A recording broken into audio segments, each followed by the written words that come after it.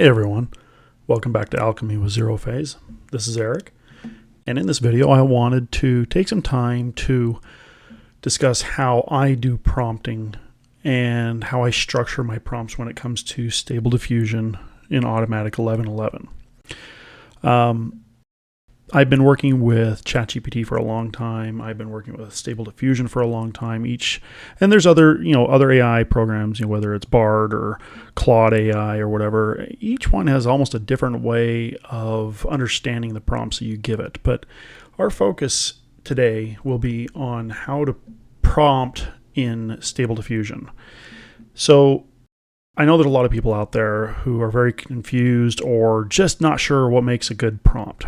And I'm not saying that the way I'm going to show you here is the only way, but it works for me. And it's the pattern that I use to develop my prompt generator as well. And it allows me to create some very good images. So what I want to start off with, a lot of you are just using very basic descriptions to generate your prompts. Let's say we put in a beautiful woman sitting in a nice restaurant with candles. Okay. We're going to be using Juggernaut XL version 5 to do these. We are going to use a negative prompt because we want to at least give it a chance at being a really good image. Okay. We're going to scale the negative prompt down a little bit though. My negative prompts tend to be a little heavy-handed, and that's on purpose for various other reasons. But in this instance, we're going to bring the negative prompt overall weight down to 0.3 using the plugin negative prompt weight, or NPW if you want to search for that. And let's go ahead and change this down to a 5:4 ratio as well. I want it to be slightly wide format, but have enough height to fit, stuff in the picture. We're going to leave everything else the same. I'm not even going to touch a detail or anything. Hit generate on that. Give it a second to spool up here and throw that image out.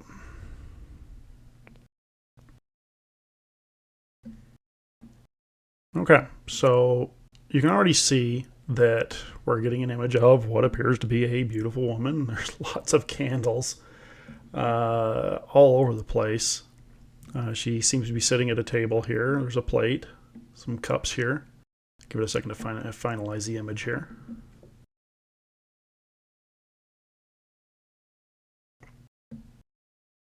Not sure why, but it seems like ever since the 1.6.0 update, maybe even with the SDXL models, that last little couple percent, I'm not sure exactly what it's doing there.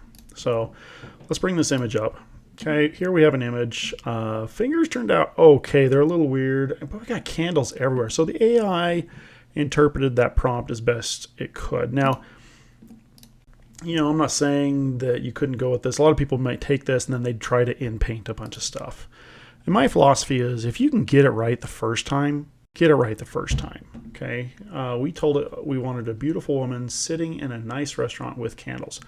We didn't give it any kind of an art medium. We didn't give it any kind of, we said with candles. So it's assuming probably soft lighting. We get some chandeliers over here. We get lights all over the place. So the AI didn't get enough guidance, not enough context.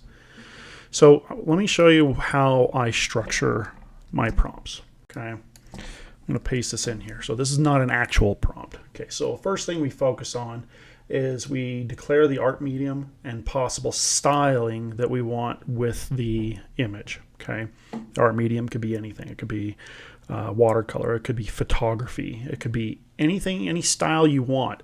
This gives the AI the strongest impression of what kind of artistic medium you want it to generate in.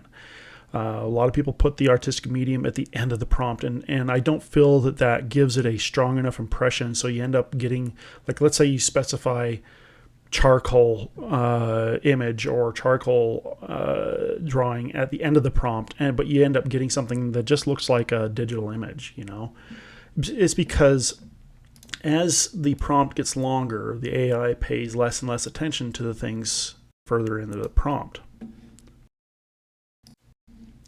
And so what people end up doing is using the focus formatting, or that's what I call it. So putting parentheses around stuff with numbers that helps it amplify stuff.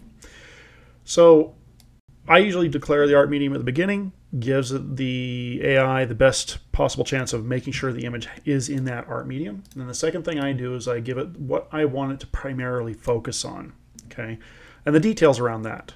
So in this particular instance, let's say I wanted this to be a photograph. So what I would say, maybe professional photography of, and then I would, put in like a beautiful woman in this instance, a white nightgown. Let's see, wearing a white nightgown. Okay, and then we'd specify some other details like maybe long wavy hair, giving details around the primary subject. Okay, because you want that to be the focus of the image.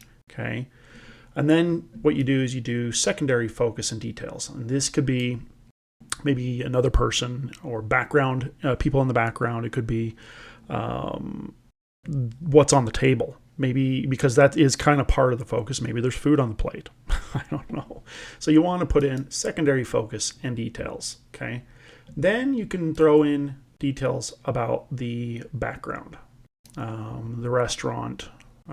We specified restaurant at the beginning, but at this point we can now start specifying things like tables, patrons, waiters, even if you wanted to. Details about the environment. We could say candle lit. Okay.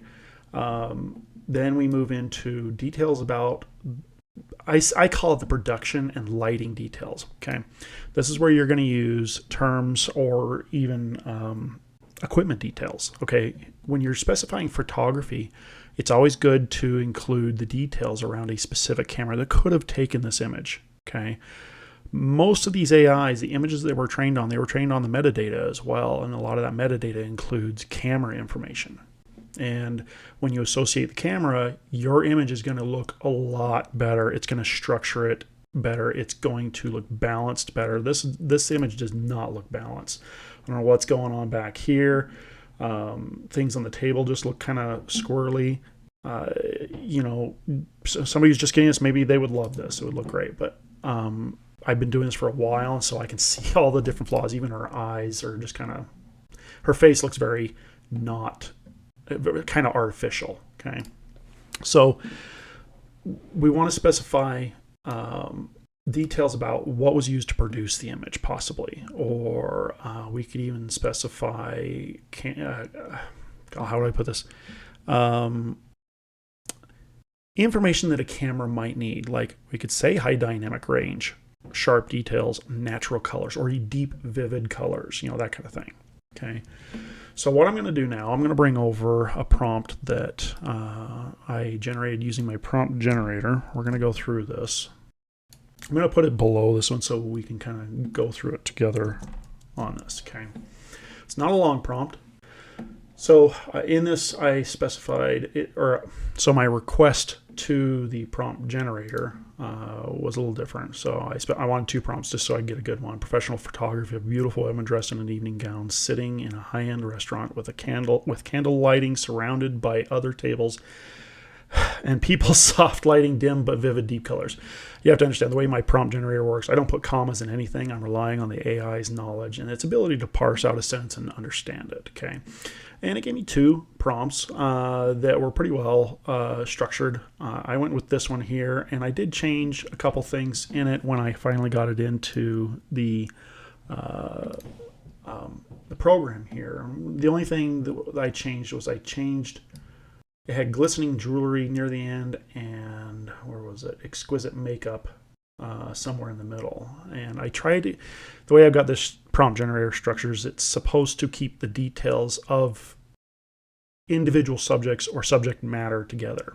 Most of the time it does good. This time those two were kind of out of place, and I just moved them. Not a big deal. Okay, so what I'm declaring here, I want professional photography. Okay, and then I'm specifying and emphasizing.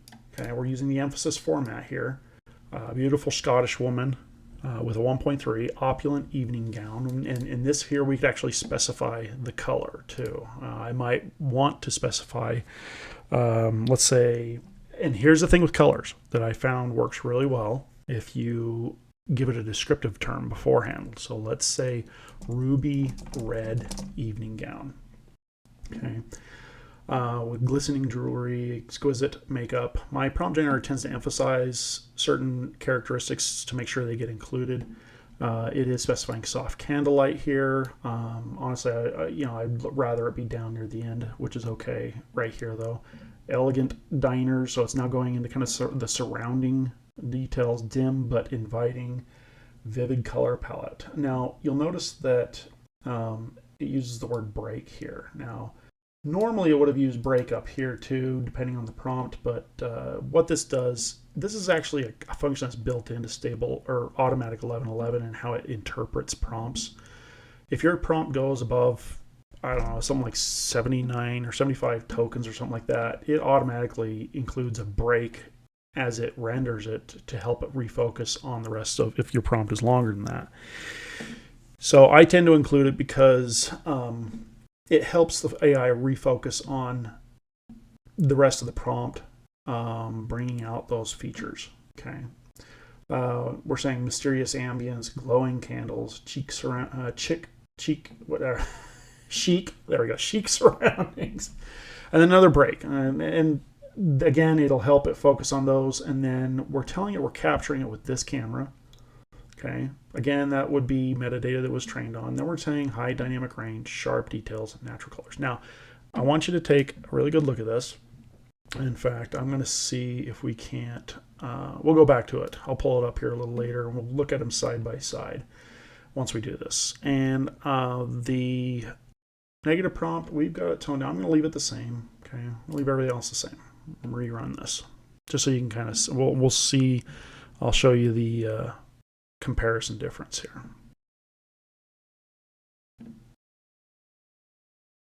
Not sure what it's doing with her arm there. That's okay.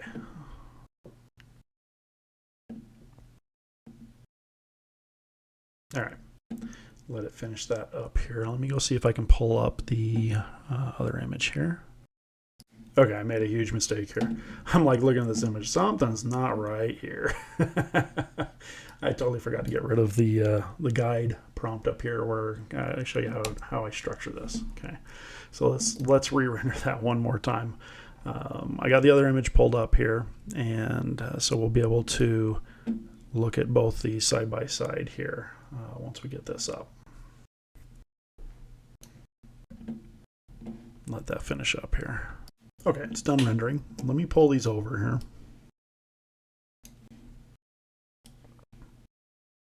So you can see both of them. See if we can get that fit here.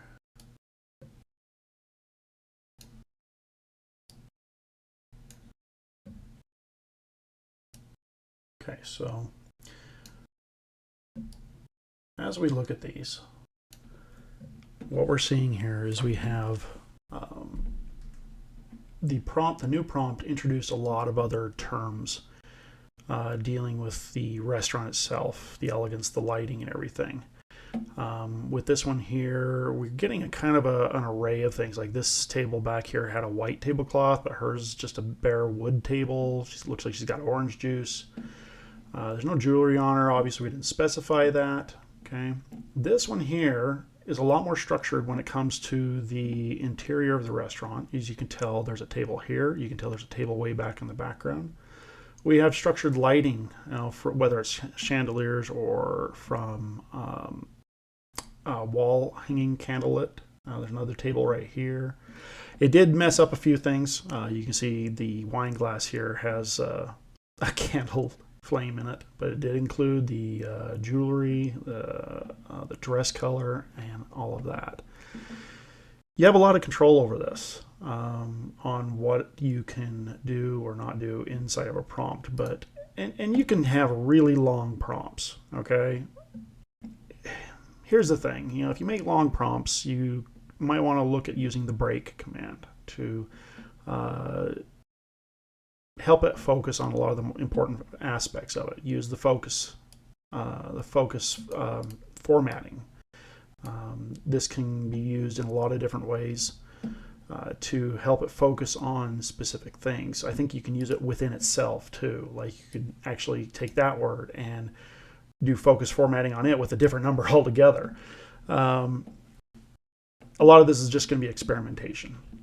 If we wanted to add more detail to this, maybe expand the scene. So that's another thing that I would love for people to understand. You know, a lot of people get frustrated when they type in, I don't know, a prompt that just says, show me a picture of a beautiful woman, and it's not centered. It's cut off at the wrong area. They can't figure out how to get it centered. Usually using terms like professional portrait photography or just introducing portrait means that the character will be centered. Okay. But if that's all you do, that's all you're going to get in the image. But what happens if you start detailing the surroundings and emphasizing various aspects? It's almost like telling the camera, you need to pan back. You need to pull back so you can see what it is I'm describing. Okay. Let's see if we can do this. Add more. Let's do 5 more details about the restaurant. Okay, so something I realized here, I modified the prompt that I originally generated. And so what I want to actually do is grab that modified one.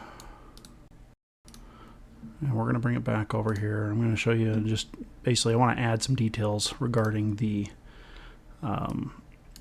restaurant. So we're going to do this. I want you to take the following prompt and add 5 more specific physical details regarding the restaurant.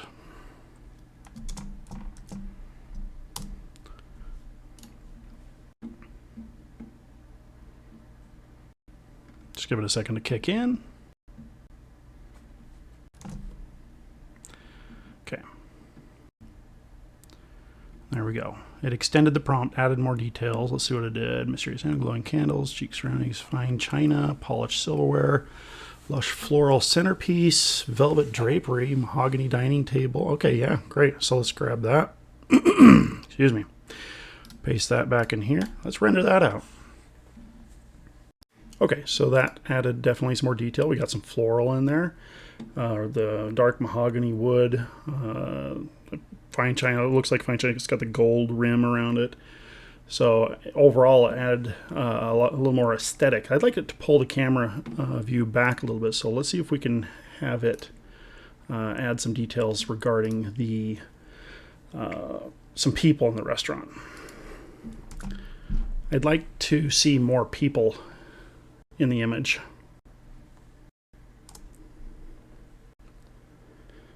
Let's see what that does.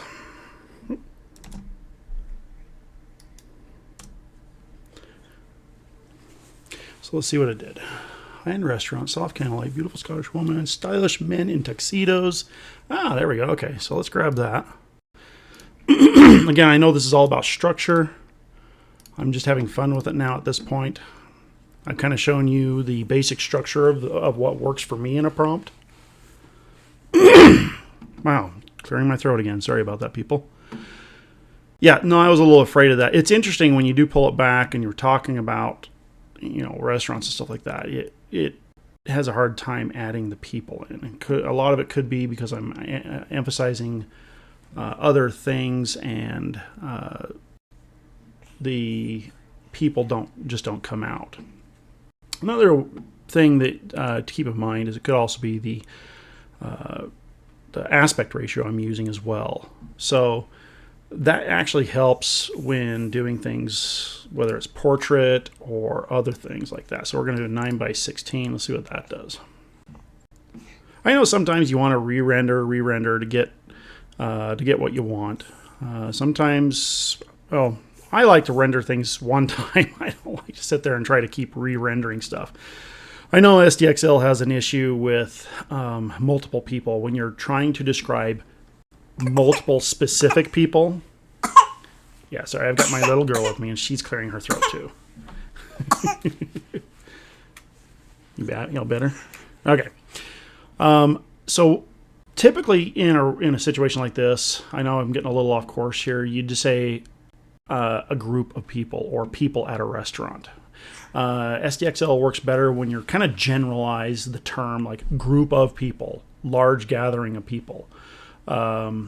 things like that, it knows those terms better. But when you're trying to say that you describe a woman, then you try to describe a man, it for some reason just wants to just display the woman in it, or only one person or the other. I'm going to try flipping this one more time. We're going to increase the config scale to see if we can get it to go outside its normal thought processes here.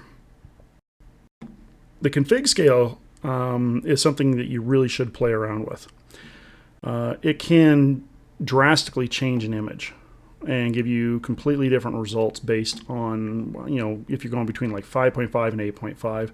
Sometimes I go as high as 9, but it really depends on what I'm doing. Yeah, that prompt's not working. I'd have to rearrange it. Anyway, you get the idea. I appreciate you guys listening, and hope you don't mind if I have my daughter with me sometimes.